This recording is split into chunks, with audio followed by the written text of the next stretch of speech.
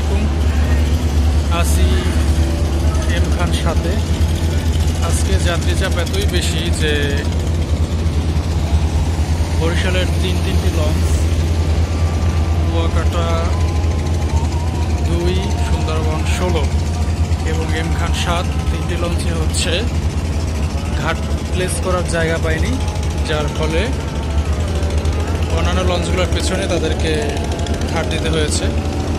এই যে দেখেন, প্রিন্স আওলাদ 10,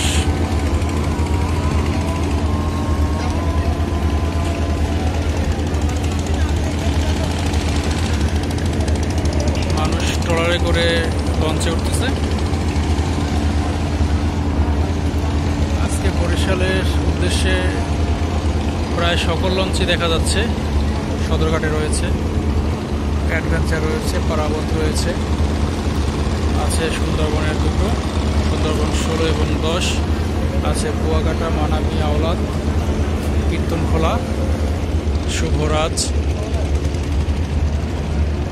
এবং আমরা যদি ওই পাশে দেখি, পটুয়াখালীর 2টি লঞ্চ, কুয়াকাটা 1 এবং কাজল 7 ঘাট প্লেস করতে পারেনি, তাই তারা দূরবর্তী জায়গায় গিয়ে আপাতত রয়েছে। এখান থেকে লঞ্চ ছেড়ে দিলে পরবর্তীতে তারা এখানে এসে ঘাট দিবে। কুয়াকাটা 1 এবং কাজল 7 দুটোতেই যাত্রী রয়েছে।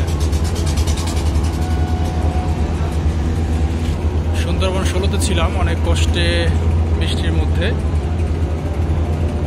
এম খান 7-এ এসে উঠতে পেরেছি। এমনিতেও বৃষ্টি, তারপরে লঞ্চে যাত্রীর চাপ অনেক, দেখতে পাচ্ছেন। ব্যাপক যাত্রী, ব্যাপক লঞ্চ, ঘাটে জায়গা পাচ্ছে না, এত পরিমাণ লঞ্চ আজকে সদরঘাটে আছে।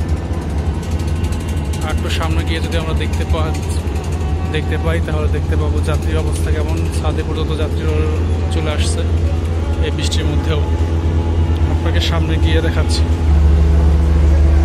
রাজকীয় লঞ্চ এম খান 7।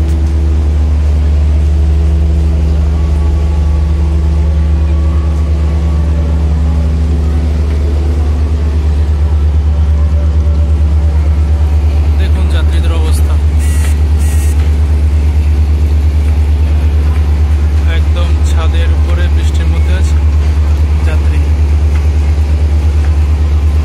আজ হচ্ছে বৃহস্পতিবার, ঈদের আর মাত্র একদিন বাকি, মাঝখানে শুক্রবারে।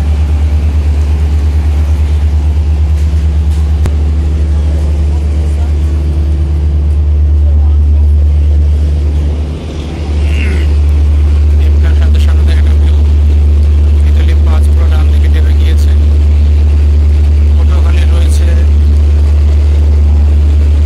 প্রিন্স আওলাদ 7 আছে, সুন্দরবন 14 প্রিন্স কামার 1, আল সাবেন 70, বলি 12 এবং ওপাশে আছে কুয়াকাটা 1 এবং কাজল 7।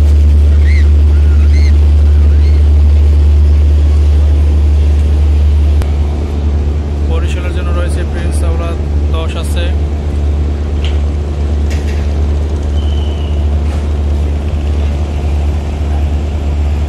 কুয়াকাটা, সুন্দরবন 16, ওই দূরে দেখা যায় অ্যাডভেঞ্চার 9।